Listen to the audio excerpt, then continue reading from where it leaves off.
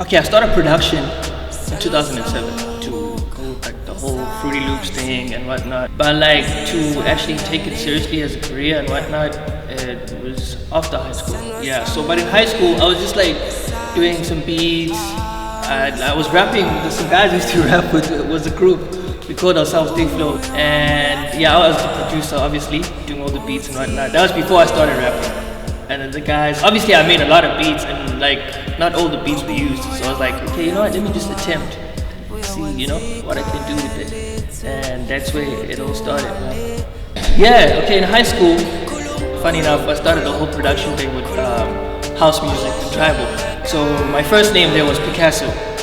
You know, like the famous painter and everything. I thought it was like really cool and artistic in my music. And then I branched into hip hop, which like the first name I had was Versatile. And then at that time, I was still like into this whole battle rap, conscious cats, cannabis, immortal technique. I thought it was like a really cool name to match the whole persona I thought I had. As my music expanded and like I started to listen to music outside of like the conscious side of hip hop and just like other types of music and whatnot, I had a name, which is a very whack name, which was Tipsy something, Tipsy.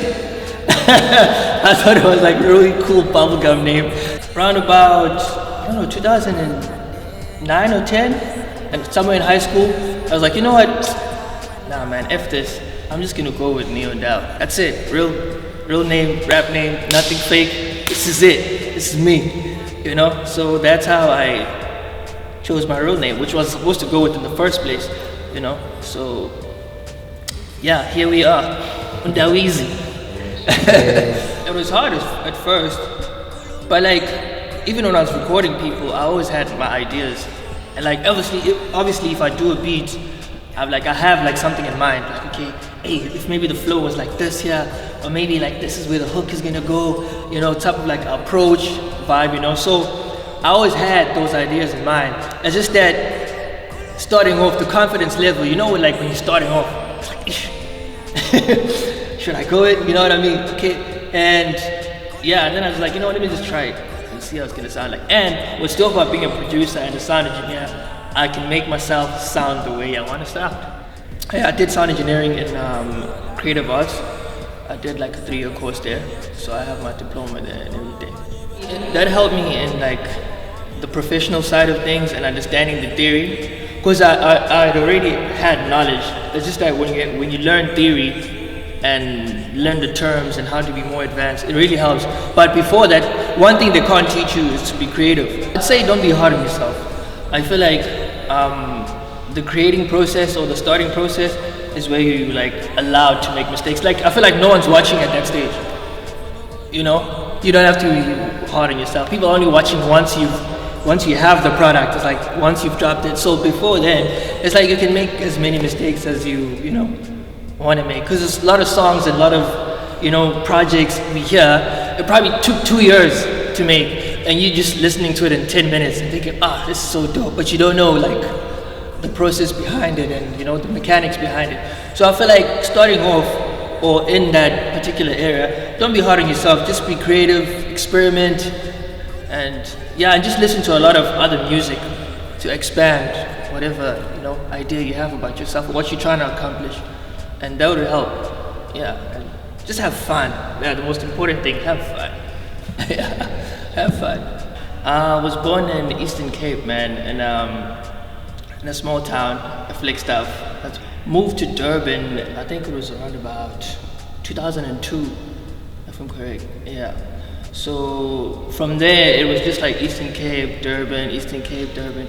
And the first place I moved to Durban was in Mayville, a place called Mayville, which was the hood. Which was so dope is because I got to have like a lot of different like perceptions, and like it helped me like see things differently, and like from the farms, which was Eastern Cape, Flagstaff, to coming to Durban, which was like, the hood and more urbanized places and whatnot. So I got to like experience life on both sides, and I'm currently staying now in Malvern. Okay, Eskom to be precise, which is the burbs, So I've got to experience all sides of life, and meet different people from different places and background, it had like a major negative impact on like the financial situation, of course, and how I do things on my daily routine and everything, with how I work with artists and clients and whatnot, getting that income from there. But at the same time, it allowed artists like me and artists out there to be more creative and actually get into those spaces and have no excuses, because now everyone was watching, everyone is on their phones, everyone is on the internet. So it kind of gave like the big artists and the small artists like a level playing field, you know what I'm talking about? Because everyone was watching, so that there's no longer gigs, there's no longer like, you know, things that make you feel like you're outside and you're not doing the most. So it was all up to you, like the opportunities, how you can be more creative and how you can just turn that negative situation into something positive and just find creative new ways of doing things. I felt like that just brought out that in me. Just like, you know, and not make excuses. Because in that time, like those people doing things, you know, you just had to find your niche and be more creative and just go out there and do it. To be honest, my first impression was like, yay, content. I was like, yeah, content. And when I saw the first episode, it was really dope. And I got to see other artists that I didn't know about, which was so dope. It's like, there's so many people around us that we do not know about, that are doing the same thing on the same field, you know? So I got to be more aware of that and see other people do their craft, which was really dope. The whole thing was dope. It looked cool. Only guys saw behind the scenes. I mean, there's so many lights and gadgets coming, so they had to look cool.